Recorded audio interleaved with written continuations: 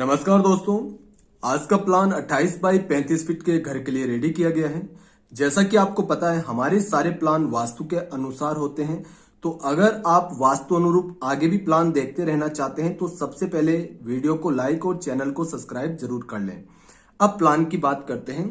जैसा कि आपको पता है कि कोई भी घर का आप निर्माण करते हैं, चाहे घर, दुकान, फैक्ट्री या किसी भी चीज का निर्माण करते हैं जो भूमि के ऊपर है, तो आपको वास्तु का विशेष ध्यान रखना चाहिए। जो लोग वास्तु का ध्यान रखे बिना अपना घर बनाते हैं उन घरों की कलह कभी खत्म नहीं होती है। बच्चे अगर पढ़े लिखे भी होते हैं तो उनके रिश्ते समय पर नहीं होते हैं, उनकी नौकरी मन मुताबिक नौकरी नहीं लग पाती है। यानी बच्चे आपके होते हैं अच्छा कमाने वाले, मगर वो उस लेवल तक पहुंच नहीं पाते हैं और जीवन संघर्ष में ही निकल जाता है।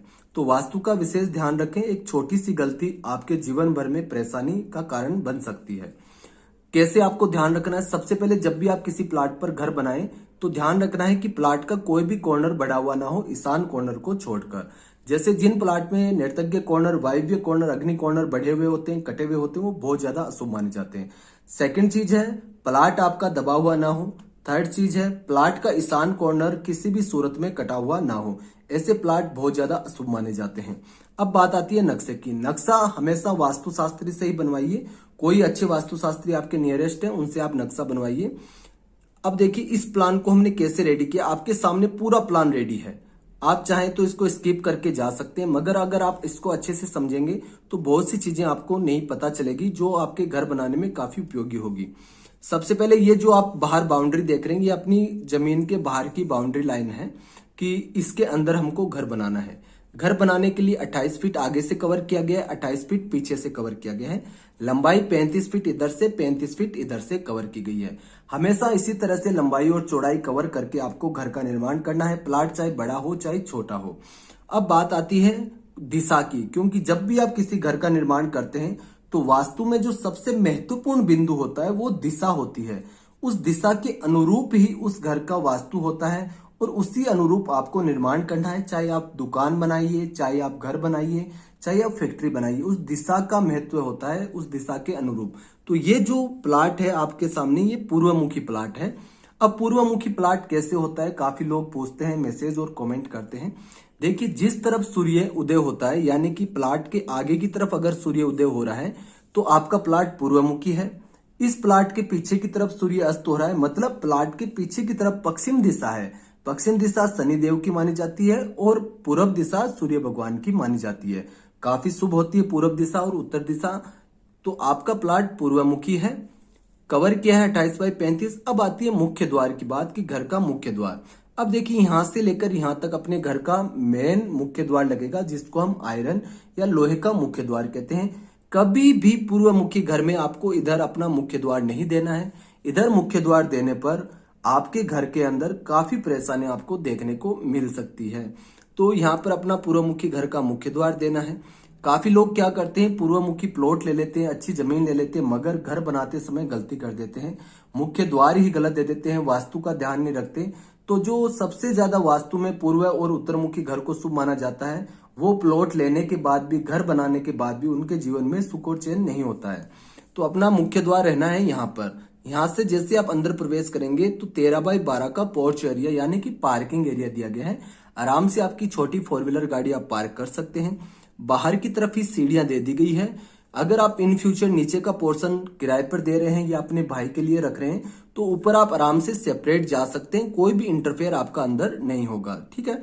अब देखिए पोर्च से एक विंडो हमने इधर रख दी क्योंकि पूरी दूर यहाँ तक हमने दीवार रखी है। घर पूरा सेपरेट यानी सेफ रखने के लिए पूरी 4 दीवारी दीवार रखी गई है। 4 दीवारी के अंदर भी यहाँ पर आपकी सीढ़ी हो गई है। सीढ़ी के बाद में घर के अंदर जाने का मुख्य द्वार। देखिए मुख्य द्वार 2 होते हैं। एक मुख्य द्वार आपका बाहर का हो गया, एक मुख्य द्वार यह है।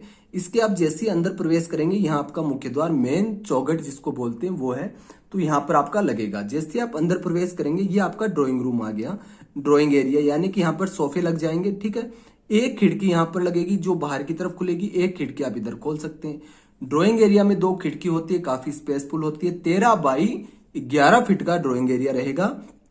उसके बाद में देखिए ये पूरा आपका ब्रह्म स्थान है। इस चीज का विशेष ध्यान रखें, पूरा ब्रह्म स्थान है और वास्तु अकॉर्डिंग कभी भी आपको यहाँ पर निर्माण या कोई भी तरह का पिलर वगैरह बिल्कुल नहीं देना चाहिए। जिन घरों में बीचों बीच पिलर आ जाता है यहाँ पर बहुत ज्यादा अशुभ माना जाता है। पेट से संबंधित काफी रोग होने की संभावना रहती है, गंभीर रोग, गंभीर बीमारी। तो इस चीज का ध्यान रखें।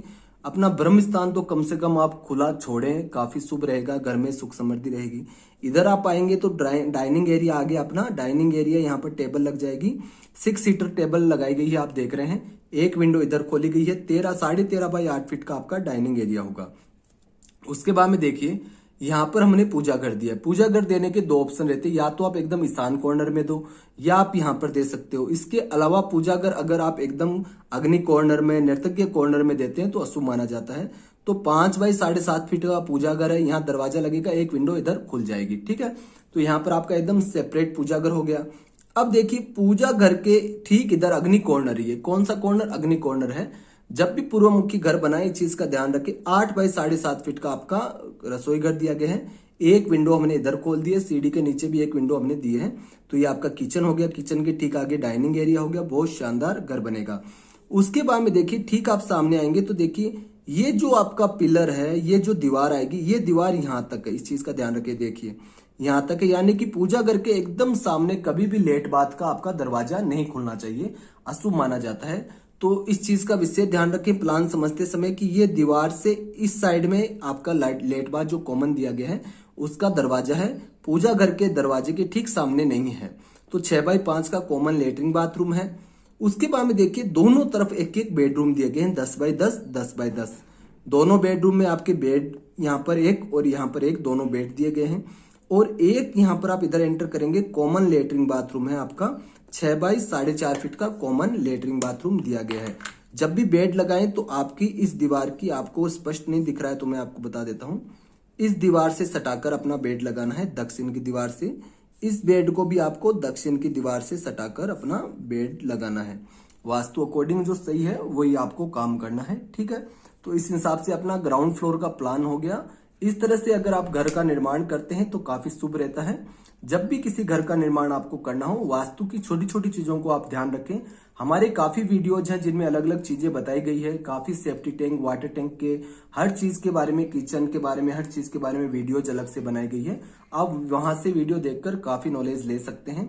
अगर आप वास्तु अकॉर्डिंग अपना घर का नक्शा बनवाना चाहते हैं तो आप हमारे व्हाट्सएप पर मैसेज कर सकते हैं।